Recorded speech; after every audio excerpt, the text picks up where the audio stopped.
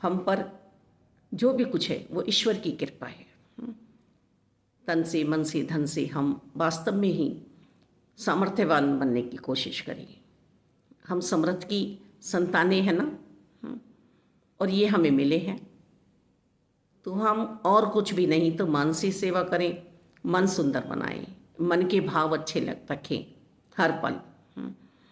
इसी भाव से कृष्ण भगवान समझाने का प्रयत्न हमें गीता जी में कर रहे हैं कि जो भी कुछ सेवा भाव किसी में दिख रहा है अर्जुन पार्थ, वो भी मैं ही हूँ। जितनी सामर्थ्य है जिस जेब में सेवा करने की वो सब मैं ही हूँ।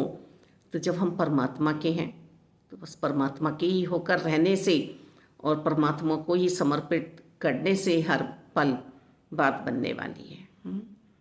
और ये तो आनंद की स्थिति है। परमात्मा तो हम आनंद में रहते हुए खुशियों का प्राकट्य करें हर पल। किसी के भी हम बातों पे इस तरह से ध्यान ना दें कि हमारे जीवन से आनंद ही चला जाए, प्रभु ही चले जाएं। क्योंकि जब हम कहते हैं ना हम पे ये नहीं है, ये नहीं है, ये नहीं है, तो प्रभु को अच्छा नहीं लगता होगा। जैसे माता पिता को अच्छा नहीं लगता जब बच्चे कहते हैं ना हमें तो ये नहीं दिया, हमें तो ये नहीं दिया, यदि ये दे देते, इस विषय में पढ़ाई करा देते, ज़मीन दे देते, मकान दे देते, या हमारी इस तरह से और मदद कर देते, तो कहाँ अच्छे लगते हैं वो बच्चे।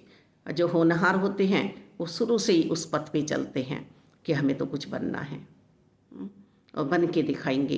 रिक्शा चालक का बच्चा भी कुछ ना कुछ बन के खड़ा हो जाता है। और हम देख रहे हैं यूट्यूब पे भी न्यूज़ें आ रही हैं, एक अच्छे घर का बच्चा जिसकी सोच बुरी हो गई है, उसने कितनी आतंक अपने मन में फैलाया, और वो आतंक फिर उसने अपने पड़ोसियों में भी फैलाया, और जहाँ काम करता था वहाँ भी दुष्कर परिणाम निकल के आया। तो बस इस मन को कितना सुंदर समर्पित करें, इस सामर्थ्य में हम रहें कि हम किसी से भी कहने की बात नहीं है, ये लड़ने की बात नहीं है कि कम नहीं है। कहते हैं ना लड़ाई में हम कम नहीं हैं, नहीं, ऐसे हमें कहना नहीं है।